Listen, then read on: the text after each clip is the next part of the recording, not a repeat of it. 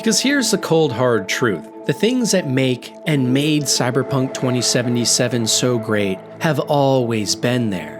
This isn't a comeback story about making something bad good, it's about revealing to the world that there was always something there. One of the most beautiful stories of all time that deserves to be heard, but was being shrouded by the endless hate online. Even today, after Phantom Liberty and patch 2.0, the things I see most people celebrating about the game online are the exact same things that were always so impactful about this experience, there since day one. Watching Judy cry for the last friend she had, covered in blood in a bathtub, screaming in pain because she feels like it's all her fault as you stand there hopeless and in shock. Hearing the weakness in Johnny's voice at the oil fields as he finally opens up to you about realizing he never became the legend he always dreamed of, but instead a mean and egotistical maniac that drove all those that cared about him away because the only thing he cared about was his own problems. Or looking into Pan Am's eyes as she gives you a smile and a toast to the friend that you lost, trying to pull off the biggest heist of a lifetime, showing you that someone in this godforsaken city actually cares about you, and there is an entire family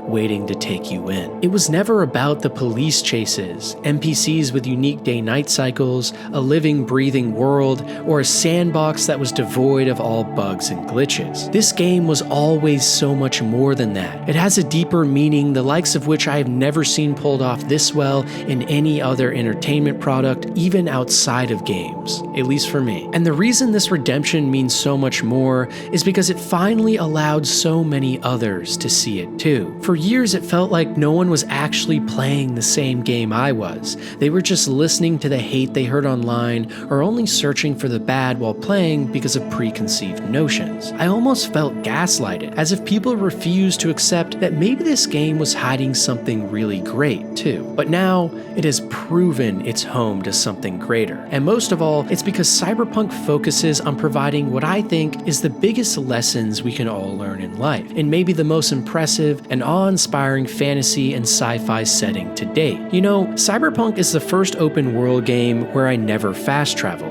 The city, the lights, the sounds, the music blaring on the radio as you drive hundreds of miles an hour through busy streets, that's what this game's all about. There's an enormous amount of scale and wonder in every location. Mega buildings stretch well into the sky, neon lights make every scene at night burst with color, and the sounds of the city as you move from small back streets into open and sprawling highways sells the experience perfectly. Without a doubt, Cyberpunk has the best city put to games ever, and it's not even close. It feels less like a video game level and more like a real place. There's a history to every location, obvious remnants to the past, along with a key focus on making everything in the world feel realistic and lived in. When an NPC in game calls you Chun or refers to their lovers as inputs, it all just feels right. It feels natural to the world on offer here and makes every scene and moment that much more convincing. When you first step into Konpeki Plaza, for instance, to steal the data shard, looking at the staff in the hotel covered from head to toe in gold plating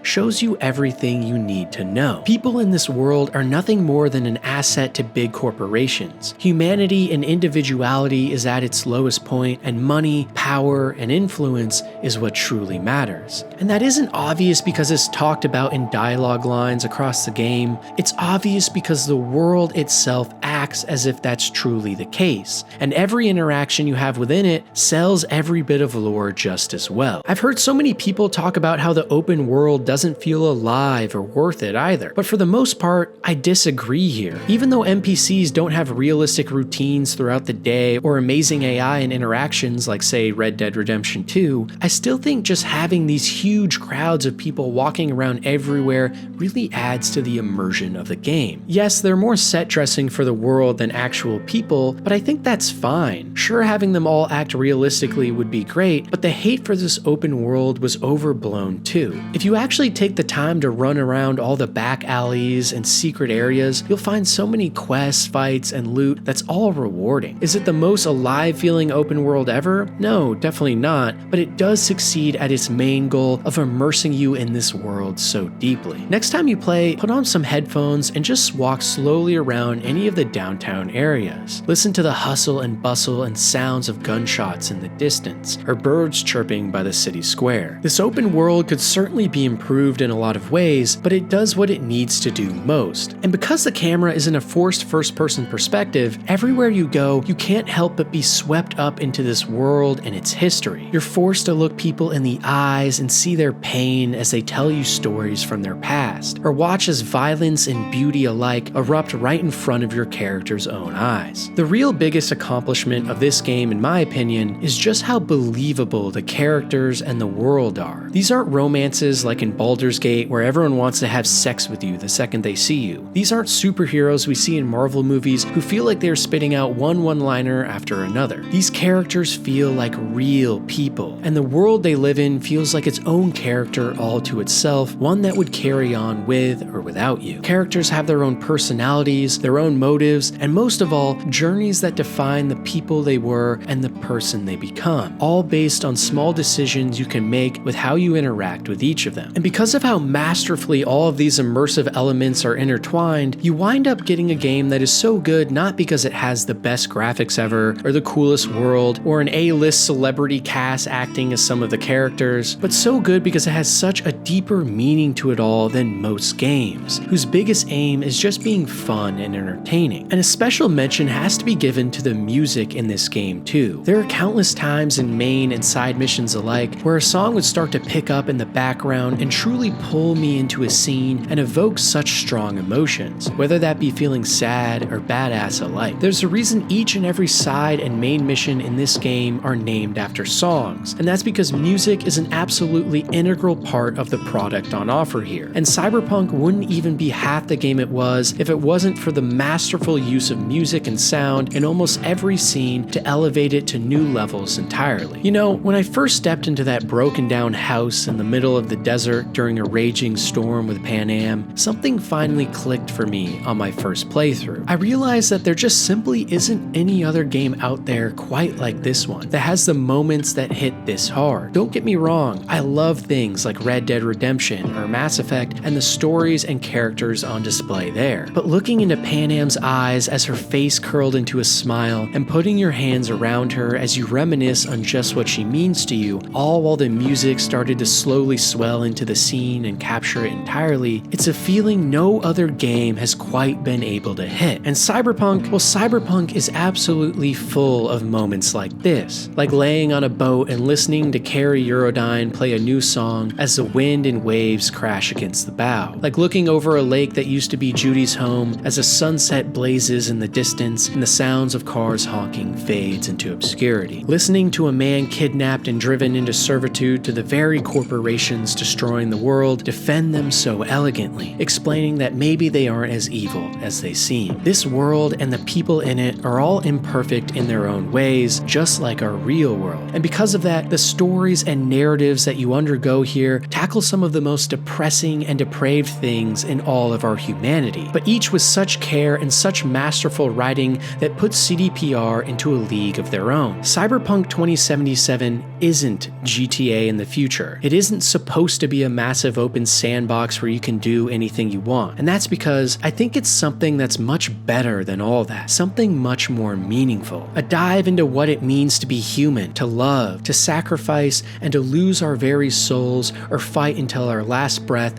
in the service of what really matters in life. A set of character pieces that look at the most evil, but also the most beautiful parts of what it means to live a life. The things that make us cry at night and the things that awake us in the morning with a fire in our souls to make things right. About giving us a look into a world with no happy endings, but rather lessons that will last with us for a lifetime. And the single most impactful moments in this collage of so many, the ones that solidify this game as real art, are the endings, where we can either choose to forge a path in a blaze of glory and become the living legend we always dreamed of, or instead forgo all of that for something even greater, for family, friends, and a purpose to something more than ourselves. In almost every ending in Cyberpunk, we are met with the sad reality that we are going to die in 6 months, and by choosing to put our name in the pantheon of time, we simply live out our last days rich and famous, but with those by our side moving on. If we abandon all our friends in order to go find a cure in space, we simply are met with a nightmare of our own creation, being forced to sit and accept the monster we have become. But when we instead stop and think about others,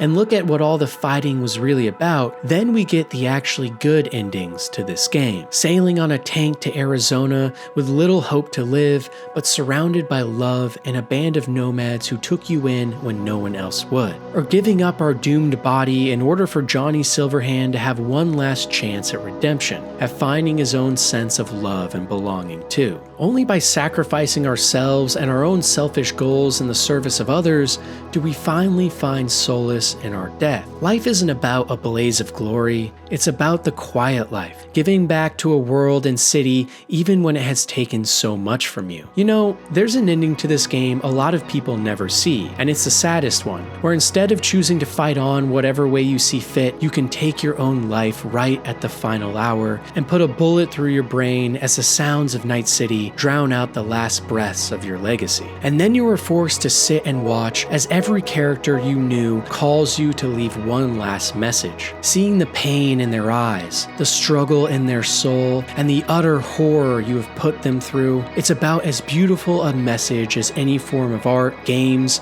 movies, or music alike could ever have. Showing us firsthand that we matter, no matter how hard life gets, no matter how much pain and struggle there is, and no matter how strong that pull to become rich and famous at the expense of others can be, there's a deeper and more provoking meaning to life than all that bullshit. A message that only a game like Cyberpunk can pull off, and one that's more powerful than anything else this game was ever hyped to be. And now, finally with Phantom Liberty, we can see the final confirmation of this. Because in Phantom Liberty, if you choose to give up Songbird in the end to the NUSA and sell her out against her wishes, then you do get the chance to save V's life. After 2 years in a coma, you awake to find that you are cured, you're no longer dying. But as a sacrifice, you no longer have your implants, and more importantly, seemingly no longer have your friends either. You left Songbird, Panam, Judy, River, Johnny. You left them all behind in order to save yourself. And what you get in return should be the greatest gift of all, your life. But instead, you learn that by abandoning everyone else around you, you really don't have that much of a life to come back to anyways. Now forced to live the rest of your life as a nobody, right where you started.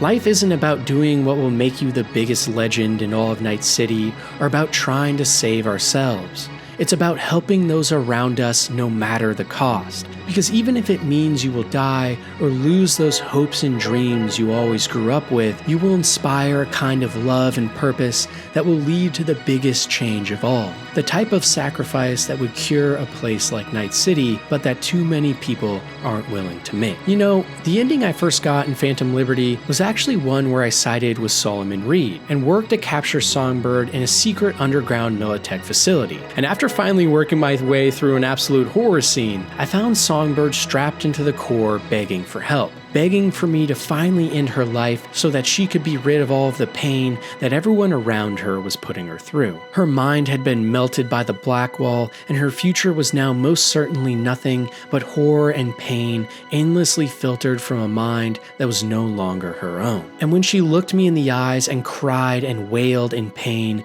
begging for me to pull the plug, something hit me. It was never about me. The journey, the heist, the quest, everything I had gone through it all, was about others. So hearing Reed call and tell us to keep Songbird alive so that he could hand her over to the NUSA, I looked back into Songbird's soulless eyes and saw the agony that she would be put through if I let her leave. So despite it being my only chance at survival, the only way V could have a shot at surviving the entire mess that they got themselves into in the first place, I decided to let Songbird go. Because this story was never about V and whether or not they survived. It was about teaching us that sometimes the hardest sacrifices in life, the ones at our own expense, can create a world for others that is so much more meaningful and powerful. By letting Songbird go to the moon, or what some might call heaven in my ending, and then choosing to live out my final months alive with the Aldecaldos or giving up my body for Johnny, it's only then that the game does what no others have. Show us firsthand what the real meaning to life all is, and why it all matters. And that's a more powerful message than any amount of gameplay or open world and sandbox improvements could ever capture. Cyberpunk 2077 was always special. It just took a couple of years and some fixes